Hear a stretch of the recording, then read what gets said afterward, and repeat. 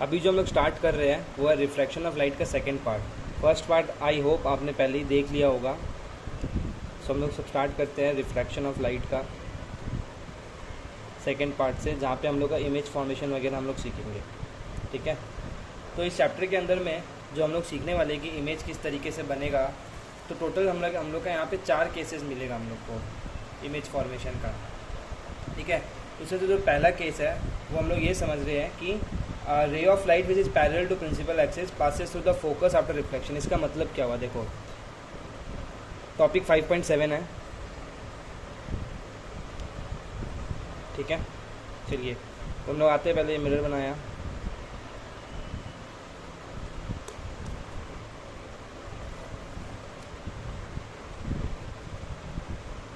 ठीक है, अब हुआ क्या, ये हम लोग जैसे ये जो स्ट्रक्चर बना रहे हैं ना, ये ऐसा स्ट्रक्चर है जो हर समय आपको बनाना ही पड़ेगा। ये हम लोग को पता है कि प्रिंसिपल ये फोकस वर्टेक्स बोलते हैं इसको बोलेंगे फोकस, इसको बोलेंगे सेंटर ऑफ कर्वेचर। अब सपोज ऑब्जेक्ट जो है ना वो इस जगह पे खड़ा है, मतलब जो ऑब्जेक्ट का रिफ्लेक्शन आने वाला है वो पैरेलल टू दिस है, क्या बोलते हैं, parallel to principal axis. Principal axis के पैरेलल से ऐसे लाइट आ रही है। ठीक है, अगर ये लाइट यहाँ से आ रही है तो वो हमेशा ये रूल सही है, हमको याद रखना पड़ेगा। क्वेश्चन दे देगा सीधा कि बताओ क्या होगा जब रे ऑफ लाइट, मतलब जो ये वाला जो रे ऑफ लाइट है वो प्रिंसिपल एक्सिस के पैरेलल से जा रहा है। तो ये याद रखना पड़ेगा, कभी भी लाइन प्रिंसिपल एक्सिस के पैरेलल से जा रहा है। प्रिंसिपल एक्सिस ये है, पैरेलल मतलब बराबर में, जो काटते नहीं। देखो ये दोनों लाइन आपस में बराबर चल रही है, कभी एक दूसरे को काटेगी नहीं, उसको बोलते हैं पैरेलल। तो ये तुमको याद रखना पड़ेगा। क्वेश्चन आ जाएगा, पूछ लेगा कि बताओ क्या होगा जब अगर ray of light parallel to principal axis हो रहा है। वो हमको बताना पड़ेगा ray of light which is parallel to the principal axis passes through the focus after reflection. मतलब ये रे ऑफ लाइट यहाँ आया, ये कांच है, मिरर है, यहाँ रिफ्लेक्ट होने के बाद ये कहाँ से जाता है, ये फोकस से जाता है, ये फोकस से जाता है। ये हमको समझाना है, ये हमको बताना है। ठीक है, नेक्स्ट फिर हम लोग करते हैं इसमें कनकेव मिरर में, मतलब दूसरा वाला मिरर में, वो है ये वाला। वही इसमें सेम वही, ये तो बनाना ही पड़ेगा कि ये P होता है, ये F होता है, और ये सेंटर ऑफ कर्वेचर होता है। ठीक है, अब अगर रे ऑफ लाइट आ रहा है, अगर रे ऑफ लाइट, इसका रिफ्लेक्टिंग सरफेस तो ये होता है ना, तो रे ऑफ लाइट यहीं से आएगा, तो ये हमेशा कहाँ से जाएगा, फोकस से जाएगा। तो एक डॉटेड लाइन हमको बनाना पड़ेगा, सीखे थे लास्ट क्लास में, बताया था ना कि ये ऐसे जाके तो कहीं भी जा सकता है, बट ये कहीं भी हम लोग भेज नहीं सकते, हम लोग वहीं भेजेंगे जब फोकस के थ्रू आ रहा है। तो ये लाइट रिफ्लेक्ट होकर ऐसे चला जाएगा। ठीक है, तो यहाँ पे वही लॉजिक हम लोग वही सीखे कि अगर कोई line parallel to principal axis है, ये प्रिंसिपल एक्सिस है, ये लाइन इसके पैरेलल है, तो वो हमेशा फोकस के पास से ही जाएगा। ये नंबर 1 हम लोग सीख लिए। नेक्स्ट आता है नंबर 2। नंबर 2 क्या बताता है, इसका उल्टा कर लो। अगर पैरेलल टू प्रिंसिपल एक्सिस था तब फोकस में जा रहा है। अब सोचो कोई रे ऑफ लाइट ऐसी है जो फोकस से आ रही है, तो वो जो रिफ्लेक्ट होने के बाद में कैसे जाएगी, पैरेलल टू प्रिंसिपल एक्सिस जाएगी। हम ये बोलना चाहते हैं कि अभी जो हम लोग टॉपिक कर रहे हैं इसमें हम ये सीख रहे हैं कि इस जगह से लाइट आएगी तो कहाँ जाएगी, इसका रिफ्रैक्शन का बात नहीं कर रहे, रिफ्लेक्शन का बात कर रहे हैं हम। टॉपिक 5.7 हमको रिफ्लेक्शन के बारे में बता रहा है कि अगर यहाँ से लाइट आएगा तो कैसे रिफ्लेक्ट होगा, अगर फोकस से लाइट आएगा तो कैसे रिफ्लेक्ट होगा, सेंटर ऑफ कर्वेचर से आएगा तो कैसे रिफ्लेक्ट होगा। अभी हम ये सीख रहे हैं। अगला टॉपिक जो आएगा उसमें हम ये सीखेंगे इमेज कैसे बनेगा, ये हम लोग आगे सीखेंगे। अभी हम ये सीख रहे हैं कि अगर लाइट कहाँ से भी आए तो रिफ्लेक्ट कैसे होगा, किस तरफ, किस डायरेक्शन में जाएगा। अगर लाइट यहाँ से आ रही है तो ये फोकस के थ्रू जाएगा, अगर लाइट फोकस से आएगी तो वो पैरेलल टू प्रिंसिपल एक्सिस होगा। मतलब टॉपिक नंबर 2 हम बताता है 5.7 जो टॉपिक है, इसके अंदर चार तो टेक्निक है, 4 वेज है, 4 टॉपिक्स है इसके अंदर। ठीक है, 4 वेज हम लोग ये सीखने वाले हैं कि अगर कोई ray of light parallel to principal axis है, ये प्रिंसिपल एक्सिस है, इसके पैरेलल में ये वाली लाइन है, अगर कोई ray of light principal axis के पैरेलल है तो वो रिफ्लेक्ट होके कैसे जाएगी, ये सीख लिया हम कि ये फोकस के थ्रू जाएगी। इस वाले मिरर में भी सीख लिए कि अगर ray of light parallel to principal axis है तो वो फोकस की तरफ से जाएगी, ये समझ में आ गया। अब यहाँ पे इस 5.7 के अंदर number 2, when ray of light passes through focus, तो कैसे जाएगा देखो, समझो बताता है।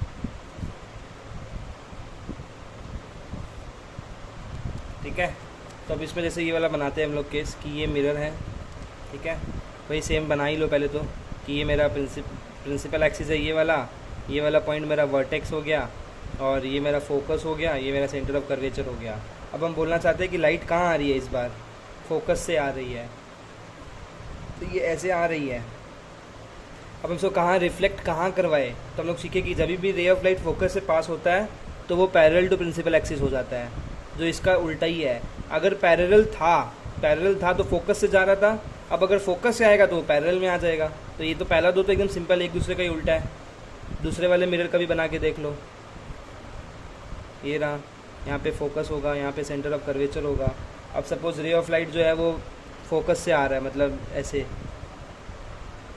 मतलब ये लाइट ऐसे आ रहा है, ये आने वाला है, फोकस पे आ रहा है, तो ये रिफ्लेक्ट कहाँ होगा, पैरेलल टू प्रिंसिपल एक्सिस, ऐसे चला जाएगा। ठीक है, ये समझ में आया। अब आते हैं हम लोग नंबर 3 में। नंबर 3 में क्या बताता है कि when ray of light passes through center of curvature, तो पहले तो वो नॉर्मल जैसे बना लो, ये ऐसे बनाया, प्रिंसिपल एक्सिस कर दिया, ये फोकस कर दिया, ये सेंटर ऑफ कर्वेचर कर दिया। अब इस बार लाइट कैसे आ रही है, लाइट सेंटर ऑफ कर्वेचर से आ रही है, तो ये सबसे ईजीएस्ट होता है कि इसमें बोला गया कि जब भी लाइट सेंटर ऑफ कर्वेचर से आए ना मिरर के पास में, तो इसी रास्ते में वापस चली जाती है। मतलब ये ऐसे आई है और इसी रास्ते वापस सेम रास्ते से ही चली जाएगी, कोई इधर राइट लेफ्ट कुछ नहीं होता है, जिस रास्ते से आई है उसी रास्ते से वो चली जाती है। सबसे ईजीएस्ट है सेंटर ऑफ कर्वेचर वाला। सेम यहाँ पे भी है कि ये देखो, यहाँ पे इसको बना लो, ये हो गया फोकस, ये हो गया सेंटर ऑफ कर्वेचर। अब अगर कोई लाइट मान लो ऐसे आ रहा है, ऐसे जाएगा भी फिर यहीं से ही, सेम है, सिंपल है, एकदम समझ में आता है। फिर आता है हम लोग का केस नंबर 4। केस 4 में क्या आता है कि when ray of light, ROL मतलब ray of light, falls on the vertex, तो इसमें क्या होता है, it follows laws of reflection, जो हमने सीखे हैं, बताते हैं क्या। नॉर्मल मिरर लिए, ये रहा नॉर्मल मिरर, यहाँ से बना दिए नॉर्मल प्रिंसिपल एक्सिस, ये बना दिए यहाँ पे फोकस, ये बना दिया यहाँ सेंटर ऑफ कर्वेचर। अब अगर कोई लाइट आके यहाँ पे गिर रहा है सीधा, तो लॉज ऑफ रिफ्लेक्शन क्या सीखे थे, ऐसे आया ऐसे चला गया, ये लॉ ऑफ रिफ्लेक्शन यहाँ पे हम लोग सीख रहे हैं। तो हम बोले थे एंगल आई बनेगा, एंगल आर बनेगा। सेम यहाँ पे भी, इस वाले मिरर में भी ऐसा कर लिया अगर, तो लाइट यहाँ आया और यहाँ चला गया, यहाँ पे एफ बना हुआ है, यहाँ पे सी बना हुआ है। तो ओवरऑल इस पेज में हम लोग टॉपिक 5.7 के बारे में क्या सीखे, यहाँ पे हम लोग रिफ्लेक्शन सीख रहे हैं कि भाई बताओ मेरे को, अगर लाइट इस तरीके से आए तो इसका कैसे रिफ्लेक्शन होगा। तो अगर पहला केस था कि when ray of light is parallel to principal axis, अगर प्रिंसिपल एक्सिस के लाइन पैरेलल है, पैरेलल का सिंबल है ये, ठीक है, मैथ्स के हिसाब से, ये मिरर है, ये प्रिंसिपल एक्सिस है, यहाँ से अगर पैरेलल रहेगा तो वो रिफ्लेक्ट होकर कहाँ से जाएगा, फोकस से जाएगा। इसी का पूरा उल्टा, अगर पैरेलल था तो फोकस में गया था, ये लाइन को सुनना हम जो बोल रहे हैं, अगर पैरेलल था तो फोकस से गया था, इसका उल्टा क्या होगा कि फोकस से आएगा तो पैरेलल होके जाएगा। देखो फोकस से आया है, ये एरो यहाँ होगा ऐसे, अगर फोकस से आया है, ये देखो फोकस से आया है तो कहाँ जाएगा, प्रिंसिपल एक्सिस के पैरेलल हो जाएगा। तो ये दोनों केस आपस में रिलेटेड है, ये समझ में आ गया, क्लियर हो गया, यहाँ पे खत्म ये वाला। अब इसको मत देखो, नंबर 3 में आओ। नंबर 3 बोलता है अगर सेंटर ऑफ कर्वेचर से आ रहा है तो उसी रास्ते से चला जाएगा, एकदम रिट्रेस हो जाएगा, कोई राइट लेफ्ट कुछ नहीं होगा। सेंटर ऑफ कर्वेचर पे आ रहे हैं तो सेंटर ऑफ कर्वेचर से ही जाएगा। ये ईजी था, मतलब समझ में आ गया। और नंबर 4 में क्या था, अगर वर्टेक्स पे आ रहा है तो लॉज ऑफ रिफ्लेक्शन जो पहले सीखे थे उसी को वो फॉलो करेगा। ये वाला वर्टेक्स पे आ रहा है तो सीधा लॉज ऑफ रिफ्लेक्शन सीखा हुआ है, उसी को फॉलो करेगा। अब हमारा नेक्स्ट टॉपिक आता है, टॉपिक नंबर 5.8। इसमें हम सीखेंगे क्या, types of images. Types of images में दो टाइप का देखो इमेज होता है, एक होता है रियल इमेज और एक होता है वर्चुअल इमेज। ये ज़्यादा इंपॉर्टेंट नहीं है, बट सेफ जोन में रहने के लिए क्या करना है, इसका डेफिनेशन तो लर्न कर ही लेना, ठीक है। इसके अंदर जो डायग्राम वगैरह दिए हुए हैं इमेज फॉर्मेशन का, ये आगे हम लोग सीखेंगे, मेन वो है, ठीक है। अभी बस डेफिनेशन के पॉइंट ऑफ व्यू से हिसाब से समझ लो खाली कि जो रियल इमेज होता है ना, ये रियल इमेज कब होता है, जब हम मान लो हम है ये और यहाँ मिरर के सामने खड़े हैं, तो real image is formed in front of the mirror and can be projected on the screen. मतलब रियल इमेज कहाँ होता है, मिरर के सामने में जो बनता है ना हम लोग का सेम फोटो, ये होता है रियल इमेज, ठीक है। और उसको हम लोग स्क्रीन में भी दिखा सकते हैं, सिनेमा हॉल का स्क्रीन में। और जो वर्चुअल इमेज होता है ना, वो होता है मिरर के पीछे में, ये वाला इमेज है, ये वाला वर्चुअल इमेज है, ये मेरा ही रिफ्लेक्शन अगर हमको दिख रहा है तो ये रियल इमेज हो गया, बट ये तो बनता तो मिरर के पीछे में है ना, तो ये होता है वर्चुअल इमेज। हम जो रियल में बनता है ना उसको हम स्क्रीन में दिखा सकते हैं, मूवी हॉल वाले। इसको हम कहाँ से दिखाए, ये तो मेरे हाथ में नहीं है, तो मिरर के बियॉन्ड है।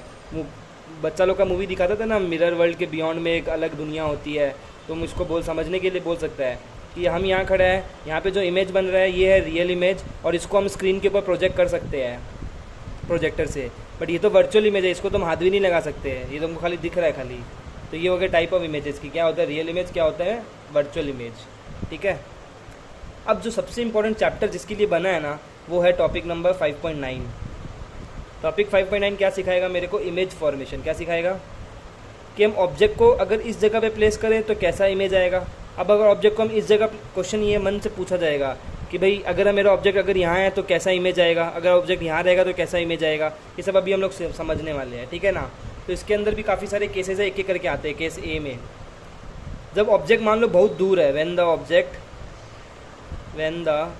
ऑब्जेक्ट इज एट इन्फिनिटी, मतलब ऑब्जेक्ट काफ़ी दूर खड़ा है, तो इसमें क्या होगा, जैसे मिरर बना दिए, ये तो कॉमन बनाना ही पड़ेगा। प्रिंसिपल एक्सिस हो गया, फोकस हो गया, और क्या नाम है इसका, सेंटर ऑफ कर्वेचर हो गया। तो when the object is at infinity का मतलब क्या होगा कि बहुत दूर खड़ा है, बहुत दूर से रोशनी आ रहा है, तो क्या करता है, सीधा इधर आता है, और दोनों के दोनों कहाँ मिलते हैं, फोकस पे मिलते हैं। अब इसको समझना कि consider two different rays coming from infinity. Consider करो कि दो ठो रेज है ना, बहुत दूर से रोशनी डाल रहे हैं इस मिरर के ऊपर में। ठीक है ना, from infinity where the object is place, these rays after reflection from the mirror converge at focus to form the image of distant object, the image is formed is real inverted and extremely diminished. If the rays are not parallel to the principal axis then the image is formed at the focal plane and is real inverted and extremely diminished. मतलब हम ये बोलना चाहते हैं कि object मान लो बहुत ही दूर है, यहाँ पे इतना दूर खड़ा है, तो होता क्या है कि जब भी इतना दूर से दूर मतलब स्क्रीन में नहीं दिख रहा है, सॉरी, सपोज यहाँ से है ना ये, तो ये बहुत दूर सपोज खड़ा रहेगा ना, अगर मान लो यहाँ खड़ा है, तो इतना दूर से कोई खड़ा होकर रिफ्लेक्शन करेगा ना अगर, तो इसका रोशनी इधर आया, इसका रोशनी इधर आया, और दोनों क्या होता है, कॉन्वर्ज हो जाता है, मतलब श्रिंक हो जाता है, श्रिंक छोटा हो जाता है, और ये कहाँ मिलता है, आके फोकस में मिलता है। तो अगर क्वेश्चन में आ गया इमेज फॉर्मेशन, क्वेश्चन एग्जाम में 100% आते चैप्टर से यही है जो मेन हाई चांसेस रहता आने का। क्वेश्चन ऐसे देगा कि इमेज कैसा बनेगा when the object is at infinity, तो तुम ये डायग्राम बनाना और लिख देना। क्या लिखना पड़ेगा, ये चीज़ उन्होंने रटा हुआ होना चाहिए। द इमेज फॉर्म्ड, मतलब ये कैरेक्टरिस्टिक है, the image formed is real comma inverted, मतलब उल्टा रहेगा, रियल रहेगा, एंड एक्सट्रीमली डिमिनिश्ड, क्योंकि बोले थे ना कॉन्वर्ज हो जाता है, इतना दूर से खड़ा है तो छोटा सा इमेज दिखेगा ना, इसीलिए एक्सट्रीमली डिमिनिश्ड। ये चीज़ याद रख के रखना पड़ेगा तुमको। ठीक है ना, केस बी में आते हैं। When the object lies beyond the centre of curvature, मतलब क्या हुआ समझना, ये भी इंपॉर्टेंट केस है। ठीक है ना, ये हो गया ख़त्म। ये पहले स्ट्रक्चर बना लो एकदम सेम टाइप का। ये प्रिंसिपल एक्सिस हो गया मेरा, ये मेरा फोकस हो गया, ये मेरा हो गया सेंटर ऑफ कर्वेचर। यहाँ पे हम क्या सीख रहे हैं कि जो मेरा ऑब्जेक्ट है ना वो यहाँ पे है। तो इमेज फॉर्मेशन में ध्यान रखना, हमेशा 2 रेज ऑफ लाइट आती है। कितनी रेज ऑफ लाइट आती है, 2 रेज ऑफ लाइट आती है। तो मेरा अगर ऑब्जेक्ट यहाँ है तो एक लाइन तो सीधा जाएगा ऐसे, और एक लाइन जाएगा हमेशा फोकस से। अब देखो ये सीखे थे ना कि अगर line parallel to principal axis है तो कहाँ से पास करेगी, फोकस से पास करेगी, और ये लाइन भी यहाँ पे आके मिल जाएगी। ये ज़्यादा लंबा कर दिया हम, क्योंकि ये ऐसे मिलेगा, ये दोनों तो ऐसे मिलेगा, मतलब क्या होगा, ये ऐसे बन रहा है इमेज। 2 लाइन इसीलिए पास करना पड़ता है। वापस समझाते, देखो तुमको समझ नहीं आया, मेरे को पता है। देखो ये अगर मेरा मिरर है, अभी हम क्या सीख रहे हैं, याद रखो, अभी हम सीख रहे हैं इमेज फॉर्मेशन की, इमेज कैसे बनेगी। और जब भी इमेज फॉर्मेशन का बात आएगा तो हमेशा 2 लाइन निकलेगी, दिमाग में बैठा लो।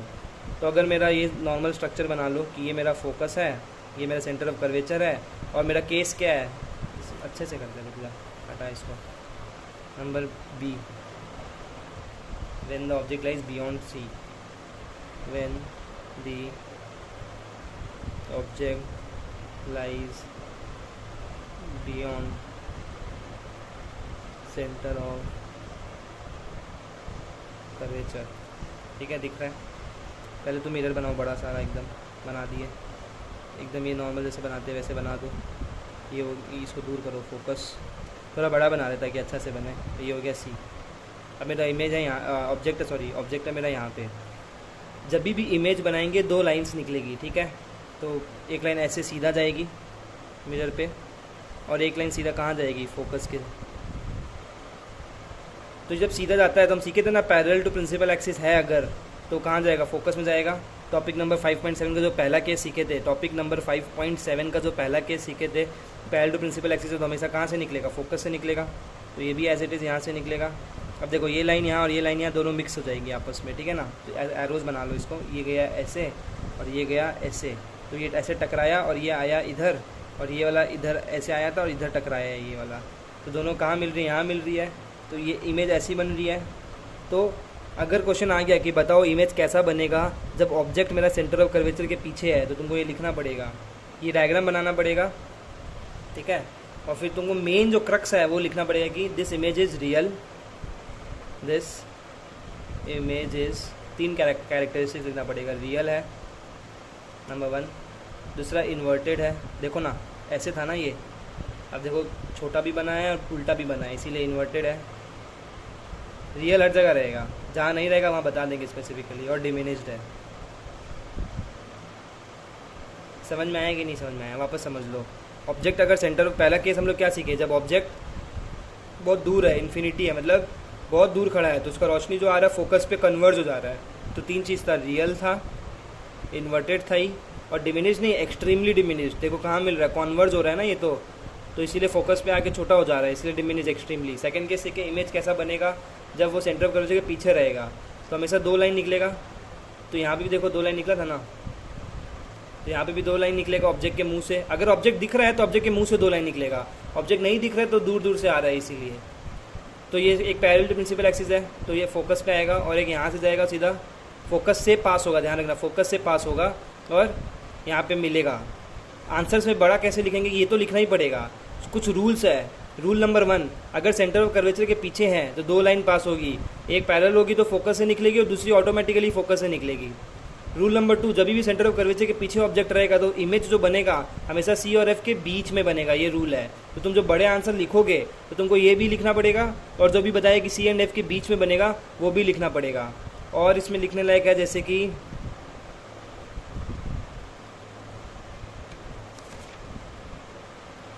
अब यही दो मेन चीज़ है। बाकी जो हम ये समझाए हैं ना पूरा का पूरा, ये ओन वर्ड्स में लिखना पड़ेगा। कैसे लिखना पड़ेगा कि सपोज एक रे है, सपोज करो कि ऐसे लिखना पड़ेगा कि ये जो है तुम्हारा ऑब्जेक्ट जो है ये वाला, consider a ray of light is passing from the top of the object which is parallel to the principal axis, and as per the rules when a ray of light is parallel to the principal axis it passes through the focus and another ray of light passes through the focus. And ये normal जो सीखे वो लिखना पड़ेगा, ये लिख लिया। और वो भी पैरेलल टू, और वो भी फोकस से, ये भी 5.7 का टॉपिक नंबर 2 वाला हो गया कि फोकस से कोई पास होता है तो वो निकलता है तो प्रिंसिपल एक्सिस के पैरेलल रहता है।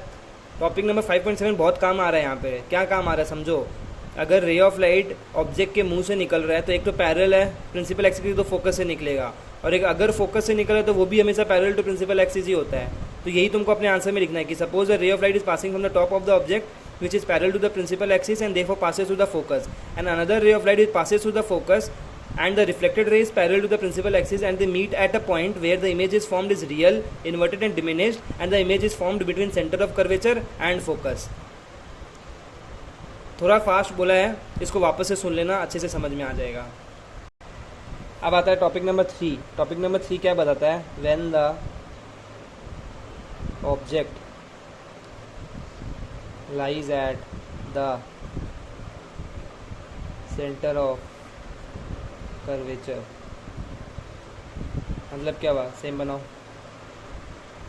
मिरर बना लिया, इन प्रिंसिपल एक्सिस बन गया, फोकस बन गया, सेंटर ऑफ कर्वेचर बन गया। अब हम क्या सीखेगा कि मेरा ऑब्जेक्ट अगर यहाँ है तो हमेशा याद रखना इमेज फॉर्मेशन 2 लाइन निकलता है, यहाँ पे भी वही करेंगे। एक लाइन रहेगा पैरेलल टू प्रिंसिपल एक्सिस, जो सीखे थे कि पैरेलल टू प्रिंसिपल एक्सिस अगर होता है तो वो हमेशा फोकस से निकलता है, और एक लाइन जाएगा फोकस से, तो ये भी सीखे थे कि कोई लाइन फोकस से जाता है तो वो भी मेरा पैरेलल टू प्रिंसिपल एक्सिस ही होता है। थोड़ा सा मेरा गड़बड़ हो गया, क्योंकि इसका आंसर कभी ये याद रखना पड़ेगा, ये प्रैक्टिस के साथ ही आएगा। ये तुमको ऐसे लर्न करना पड़ेगा कि कैसे लर्न करना पड़ेगा कि अगर इमेज मेरा अगर मेरा ऑब्जेक्ट सी के पीछे है तो मेरा इमेज कहाँ बनेगा, सी और एफ के बीच में बनेगा। पहले हम लोग सीखे थे ना नंबर बी में कि अगर इमेज सेंटर ऑफ कर्वेचर के पीछे है तो यहाँ बन रहा था छोटा सा। नेक्स्ट हम सीख रहे कि सेंटर ऑफ कर्वेचर के ऊपर ही है तो मेरा इमेज भी ऐसे ही बनेगा। तो मतलब कंसेप्ट सीखने के अलावा तुमको डायग्राम भी ऐसे प्रैक्टिस करना पड़ेगा। कैसे प्रैक्टिस करना पड़ेगा, जैसे मेरे से गलती हुआ हम समझाएगा क्या गलती हुआ था, अब ये करेगा तब समझ में आएगा। तुमको ये पहले से बना के रखना पड़ेगा कि अगर यहाँ पे ऑब्जेक्ट है तो यहीं पे मेरा रिफ्लेक्शन होने वाला है, और इसी तरीके से अपना डायग्राम बन को बनाना पड़ेगा। ये देखो ऐसे, तब जाके एक पॉइंट पे मिलेगा। मेरा यहाँ पे यही गलती हुआ था, मेरा सेम पॉइंट पे नहीं आता, मेरा इंटरसेक्ट यहाँ हो जा रहा था, बट एक्चुअल में होना चाहिए था इस जगह पे। तो इसीलिए हम पहले ही ऑब्जेक्ट बना लिए सेम साइज़ का, तब जाके मेरा एकदम सही बैठा। ठीक है, तो इसमें रूल क्या है, रूल ये सीखने को मिलता है कि अगर सी पे ही मेरा ऑब्जेक्ट है तो रिफ्लेक्शन भी सी पे ही आएगा, सेम साइज़ का ही आएगा, इन्वर्टेड आएगा, डिमिनिश्ड नहीं आएगा यहाँ पे। ठीक है ना। तो हम क्या चीज़, तीन प्रॉपर्टी सीखा कि रियल है, ये हर जगह रहेगा रियल, ठीक है ना, रियल है, इन्वर्टेड भी दिख ही रहा है, उल्टा है, देखना ये ऐसे और ये इसका उल्टा है, दिख ही रहा है, और इक्वल साइज़ का है, डिमिनिश्ड नहीं है। तो इसमें भी मेन तुम्हारे आंसर में ये तीन वर्ड्स आने चाहिए। बाकी अपने ओन वर्ड्स में लिखना है कि suppose a ray of light is passing from the top of the object which is parallel to the same. ये जो भाषा बोल रहे हैं ना अभी हम, ये हर एक आंसर में सेम रहने वाला है कि suppose a ray of light is passing from the top of the object which is parallel to the principal axis and passes through the focus point, and another ray of light from the top of the object is passes through the focus and therefore would be parallel to the principal axis, and the image formed is also at the point of center of curvature which is real, inverted end of equal size. यदि inverted और equal size है कि नहीं है तो तुम diagram बनाओगे, दिख जाएगा तुमको कि देख इन्वर्टेड भी है और इक्वल साइज का, रियल हर जगह लिखना पड़ेगा। ये भी हो गया नंबर डी, नंबर सी हो गया। अब हम लोग सीखेंगे when the object lies between C and F, मतलब ये केस है when the object lies between centre of curvature and focus. अभी ये वाला केस सीखने वाले हम लोग, तो इसको बनाते हैं डायग्राम।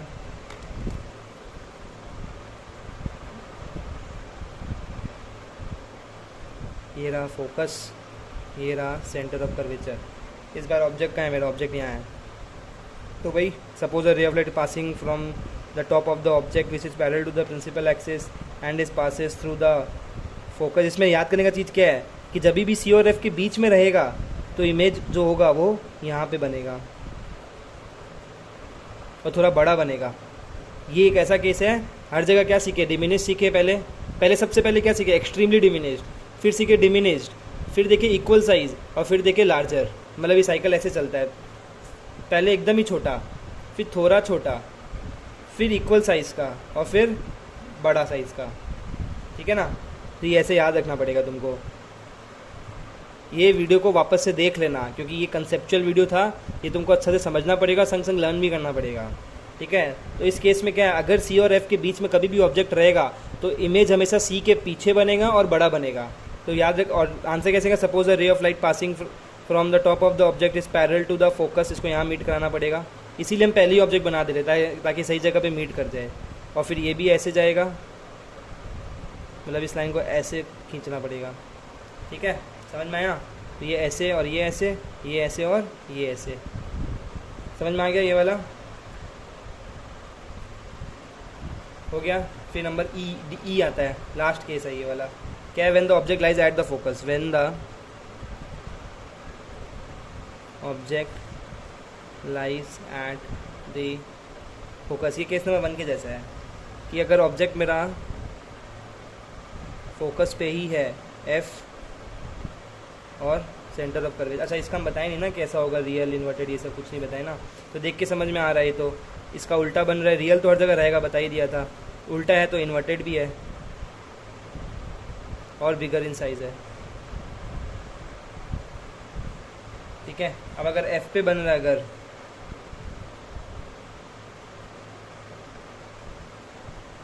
अगर यहाँ पे है तो देखो, अगर ऑब्जेक्ट यहाँ है तो पक्का दो जगह, हम बताए थे ना, दो हमेशा निकलता है, दो एरोज। तो एक एरो इधर निकला और एक एरो इधर निकला, तो ये रिफ्लेक्ट होकर ऐसे चला गया और रिफ्लेक्ट होकर ऐसे चला गया। क्या इसका लॉजिक क्यों, ऐसा क्यों हुआ सर, ऐसा क्यों हुआ? ऐसा इसीलिए हुआ, पैरेलल टू प्रिंसिपल एक्सिस रहता था तो फोकस से जाता था। अब अगर फोकस जा रहा है तो हम क्या सीखे थे, अगर फोकस जाएगा तो कहाँ जाएगा, पैरेलल टू प्रिंसिपल एक्सिस जाएगा। इसलिए इसका डायग्राम इस तरीके से बना है।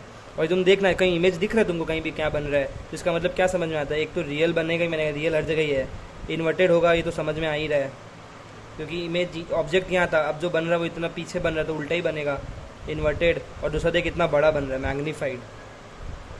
तो साइकिल देखा, सबसे पहले क्या था, एक्सट्रीमली डिमिनिश्ड, जो नंबर 1 में सीखे थे। जब ऑब्जेक्ट बहुत दूर था तब एक्सट्रीमली डिमिनिश्ड फोकस पे बन रहा था। सेकेंड पॉइंट था डिमिनिश्ड वाला। थर्ड पॉइंट था इक्वल साइज का, जो कि ये वाला था इक्वल साइज का, जब ऑब्जेक्ट कहाँ पे था, सी के ऊपर ही था। फोर्थ वन सीखे बिगर साइज का, जब ऑब्जेक्ट कहाँ पे था, सेंटर ऑफ कर्सर के पीछे था, सॉरी सेंटर और इसके बीच में था, सी और एफ के बीच में, बिगर साइज। और फिर क्या देखे, एक्सट्रीमली मैग्नीफाइड। 5 केस के अंदर 500 ये चीज़ मेन था। रियल इन्वर्टेड, रियल हर जगह है, हर 500 के 500 केस में रियल है। और इन्वर्टेड भी शायद मैक्सिमम जगह पे आ गया, यहाँ इन्वर्टेड आ गया, यहाँ इन्वर्टेड आ गया, यहाँ भी इन्वर्टेड आ गया। पीछे वाले का पता नहीं आया है कि नहीं आया, देखना होगा। ठीक है, अब हम लोग आते हैं अपना last topic of this chapter में, विच इज़ है टॉपिक नंबर 5.10। यहाँ पे हम लोग को क्या सीखने को मिल रहा है कि dispersion of white light, dispersion of white light. यहाँ पे क्या है सीखने का, सिंपल, इसमें ये हम लोग सीखने वाले हैं कि जो वाइट कलर का लाइट है ना, वो जब भी प्रिज्म से पास हो रहा है तो वो स्प्लिट हो जा रहा है। ठीक है, और ये क्योंकि वाइट कलर ही है जिसके अंदर सारे कलर मौजूद है तो वो इसीलिए स्प्लिट हो रहा है। आगे हम लोग ये भी प्रूफ करेंगे कि कहीं ये प्रिज्म का तो कोई रोल नहीं है कलर स्प्लिट करने का, जो कि प्रूफ किया जाएगा कि नहीं, यहाँ पे प्रिज्म का कोई रोल नहीं है, ये कलर वाइट ही ऐसा है जिसके अंदर बहुत सारे कलर मिले हुए हैं। कोई और कलर को तुम ट्रांसफर करोगे प्रिज्म के थ्रू तो वो डिस्पर्स नहीं होगा, मतलब वो टूटे के अलग अलग कलर नहीं प्रेजेंट करेगा। फॉर एग्जाम्पल इसमें ये समझाना है मेरे को, सपोज ये प्रिज्म है, ठीक है, हम क्या करेगा, यहाँ से लाइट पास करेगा वाइट कलर का, तो वो इसके अंदर में अलग अलग कलर में टूट जाएगा। सपोज एक रेड हो गया, एक ग्रीन हो गया और एक वायलेट हो गया। ठीक है, और वो जब यहाँ से बाहर निकलेगा रेस्पेक्टिव कलर्स ऐसे ऐसे और ऐसे, सपोज ये निकला ऐसे करके, और ये हम लोग का क्या हो गया, ये स्क्रीन है जहाँ पे ये इमेज आ रहे हैं, मतलब लाइट जहाँ पे फॉल कर रही है। ठीक है, तो यहाँ पे देखो ये रेड वाइट जब डाले, हम वाइट कलर डाले तो रेड आ गया, ग्रीन आ गया, वायलेट आ गया। तो हम क्या देखने को मिला हमको कि भाई देख वाइट कलर जब ट्रांसफ़र कर रहे हैं प्रिज्म से तो देख कलर टूट कर ऐसे अलग अलग कलर मिल जा रहा है हमको। ठीक है, हम अब ये चेक करना चाहते थे, हमको दो यहाँ पे चीज़ समझ में आता है, या तो वाइट कलर ही ऐसा है जहाँ भी टूट के ऐसा कलर मिल रहा है, या प्रिज्म में कुछ खासियत है जो कलर को तोड़ दे रहा है। हम ये चेक करना चाहते हैं कि प्रिज्म में तो कोई खासियत नहीं है ना, तो हम यहाँ पे क्या करेंगे, एक और, क्योंकि लाइट ऐसी गिर रही है ना, तो हम एक उल्टा प्रिज्म यहाँ भी लगा देंगे और यहाँ से हम एक होल कर देंगे स्क्रीन में, जैसे ग्रीन लाइट जो है ना सीधा यहाँ पे फॉल करे। तो जब यहाँ पे फॉल की तो देखो ये ऐसे गई और ये सीधा ऐसे बाहर आ गई और ये एज इट इज़ ग्रीन ही आ गया। तो हमको ये सीखने को मिला कि प्रिज्म का कोई रोल नहीं है यहाँ पे, इस वाइट कलर को, सिंगल कलर को 3 कलर में बांट देना, प्रिज्म का कोई रोल नहीं है, क्योंकि प्रिज्म का रोल होता तो ग्रीन कलर को भी बांट देता, बट ऐसा तो नहीं किया। तो मतलब जो कहानी है सब वाइट कलर के अंदर ही है, कि यही कलर है जो अलग अलग हिस्सों में टूट जाता है, कलर का ही, वाइट कलर का ही यहाँ पे कुछ है जो है, प्रिज्म का कोई यहाँ पे रोल नहीं है। अब एक हम बता देते हैं, टॉपिक से रिलेटेड नहीं है, बस इसी से रिलेटेड है भी, बट तुम लोग को पढ़ने का दरकार नहीं है। वो ये है कि जब लाइट जाएगा ना ऐसे, ये देखो ये रेयर मीडियम था क्योंकि एयर के अंदर था, ये एयर है ना, ये लाइट कहाँ आ रहा है, एयर में आ रहा है ना, तो एयर तो रेयर मीडियम है, प्रिज्म ग्लास का है, तो देखो रेयर से कहाँ जा रहा है, डेंसर में जा रहा है। तो देखो लाइट सीधा सीधा स्ट्रेट नहीं गया, ये हम ऐसे बना दिया है कि देखो कुछ ऐसे गया, कुछ ऐसे, कुछ ऐसे गया है। फिर यहाँ से भी होना क्या चाहिए था, सीधा ऐसे ऐसे ऐसे निकलना चाहिए था, नहीं निकलेगा, कारण इज ये ग्लास से एयर में जा रहा है, डेंसर मीडियम से रेयर मीडियम जा रहा है, तो अवे फ्रॉम द नॉर्मल जाएगा। तो नॉर्मल ये है, सपोज नॉर्मल ड्रॉ कर दिया तो देखो अवे फ्रॉम द नॉर्मल गया सारे का सारा। ये सब तुमको डेप्थ में जाने का दरकार नहीं है, तुम लोग को जानना भी नहीं है, सीखना भी नहीं है, ये बस हम सीख रहे हो तो क्लैरिटी दे रहे हैं इस चीज़ पे कि ये लाइट मुड़ती है अंदर में। देखो इस बार ये नीचे गई, ऐसे था, ऐसे जाके फिर ऊपर चला गया, क्योंकि मीडियम चेंज हो रहा है, रेयर से डेंसर, डेंसर से रेयर, इसीलिए ये लाइट ऐसे मुड़ रहा है। और हमको यही समझाना था कि वाइट कलर के अंदर ही है जो है, जो इस कलर को स्प्लिट कर दे रहा है। तो हम लोग ये सीखते हैं ना कि वाइट कलर के अंदर ही एक्चुअल में विबग्योर है, रेनबो वाला विबग्योर, मतलब violet, indigo, blue, green, yellow, orange, red, ये रेनबो कलर इसी के अंदर में ही है। ठीक है, और ये हम लोग प्रूफ भी कर दिए कि जो है इस कलर के कलर में ही है, प्रिज्म का कोई रोल नहीं है यहाँ पे। ये प्रूविंग एग्जाम में पूछ लेगा तो ये वाला अच्छे से पढ़ लेना, टॉपिक नंबर 5.10 बुक का जो है, बुक का पीडीएफ अगर आप लोग बोलोगे तो मैं अटैच भी कर देगा। नेक्स्ट कुछ ऑब्जेक्टिव टाइप क्वेश्चन आ जाएगा कि सबसे ज़्यादा कौन सा लाइट है जो डिविएट बहुत ज़्यादा होता है, जो बहुत ज़्यादा फैल जाता है, वो है violet. Violet is the colour which is deviated most. Number 1 ये हो गया। और रेड जो है वो ऐसा कलर है जो डिविएट करता है लीस्ट, और इसीलिए ही हम लोग ट्रैफिक सिग्नल्स में रेड को यूज़ करते हैं, क्योंकि ये कम डिविएट होता है, फैलता नहीं है, दूर से भी एक ऐसा दिख जाता है, अरे भाई रेड कलर कुछ दिख रहा है, समझा। रिव्यू के बारे में बता ही दिया हम, प्रिज्म के बारे में भी सब हो ही गया। तो यहाँ पे हम लोग का चैप्टर ये ख़त्म होता है फाइनली। Thank you.